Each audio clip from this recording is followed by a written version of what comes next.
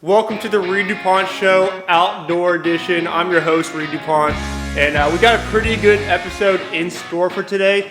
We are recapping the 2023-2024 deer season. So we're gonna get right into it. Before we start, I wanna show y'all a couple antlers that y'all are gonna appreciate. Some are from out in the pasture, some are from breeder bucks. So we're gonna go right ahead. So these are all D-Tex Whitetails bucks. First one in my hand is Pretty Boy, an absolute giant. He's got a typical frame with, obviously the double drops, guys. 2 double drops. That's like at least 8 inches. That's probably 5 inches. Super, super pretty frame. Just a gorgeous deer. He went into my DMP pen back-to-back years. So I should probably have like 30 to 40 offsprings from Pretty Boy on the ground that are probably 4 to 5 years old. I've seen a couple guys out there that kind of look like him. Just a pretty buck, and he carries his mass all the way out to the G4s and G5s. Just a beautiful buck. Another pair of sheds that I want to show y'all is this is Ace at 4, an A1 baby. Just an absolute unit for being a 4-year-old. He was one of my breeder bucks. Guys, just take a look. Not much mass, but he's got the tine length. He's got the tines. I think he's 20-something points. His G2s and his G3s, guys, those are all of 18 inches. Just an absolute unit, and he looks just like A1 when he was a baby, when A1 was like 3 years old. Absolutely love how this buck came out. Just an absolute beaut. So y'all are gonna love this one. This is my favorite typical of all time. This is Hydro, an absolute unit, guys. Take a look. He even has a little drop tine on his right side. Man, guys, his G1, his G2s, those are all of 20-inch G2s. Look at those G2s. Look at those G3s. G4s are all of 10 inches. He runs his length all the way out. His brow tines are even long. His brow tines are probably 4 inches, and he was wide, guys. He's way out here, an absolute freak. This is Hydro. He's even got a little drop. Top 3 buck of all time at D-Tex Whitetails, if not top 1. Just an absolute freak, and I actually love this buck. He's produced a lot of offsprings, and I wanted to share that with y'all. While we're here, y'all drop in the comments below what you think this buck scores. All right, so I got the excitement out of the way. I wanted to share that with y'all. I got a bunch of antlers, over the years that I've gathered up, whether I've gone shed hunting out in March, April, or taking them off of my breeder bucks. But anyways, 2023-2024 season. Wow, what a season! Very different season. It was a lot cooler than recent years. When I say by that is, season opens up in October for us here in South Texas, late October, and archery season.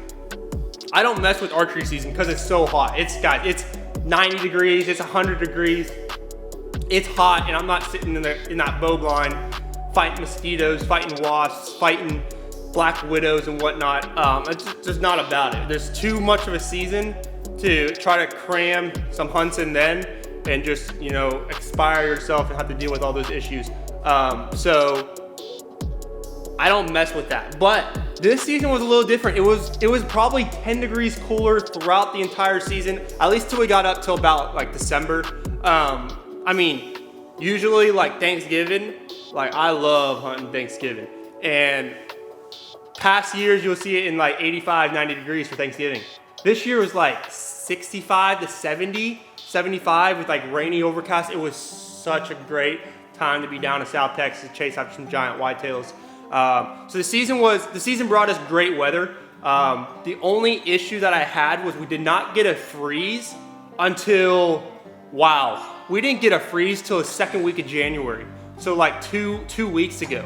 And the issue with that is because we got the freeze so late, it hurt us in terms of not being able to see deer because they were, there's no reason for them to come out. They were just hanging out in the brush, eating whatever they wanted, all the vegetation they wanted, because it was there. You know, when a frost comes, once a frost comes, it kills all the vegetation, and then deer have to move around. They're going to be moving a lot more. You have a better chance of seeing deer.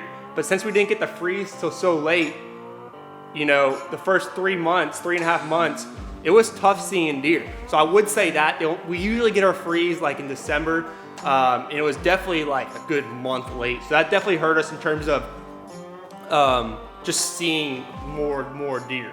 The deer population in general, there was a lot of bucks, lots and lots of bucks, lots of big bucks, and lots of coyotes.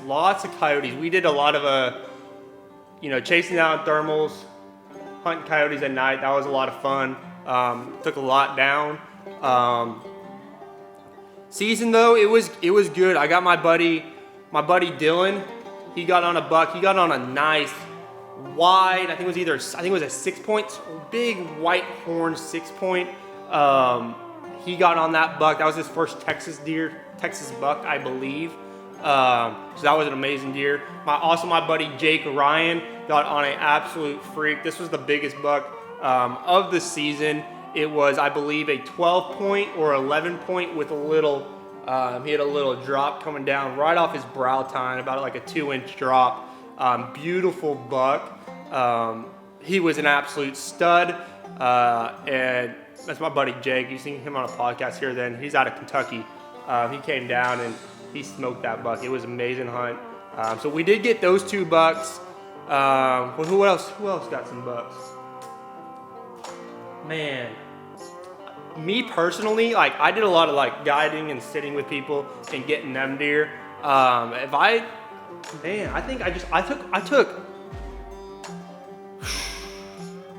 took one doe.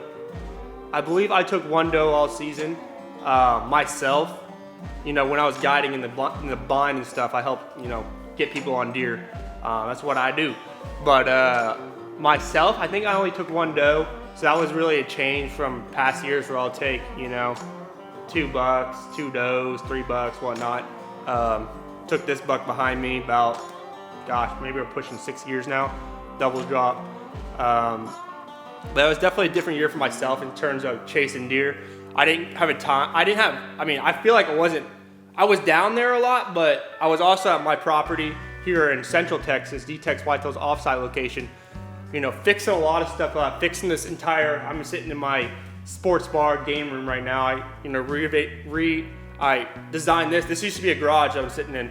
And so I was spending a lot of time here with that, spending a lot of time building brand new exotic deer pens, which are actually going up next week. They were supposed to go up this past week, but we had this rain delay, so they're actually going up this week. So building deer pens, doing a lot of stuff up here, so I haven't had much time to hunt. But when I did, I was down there.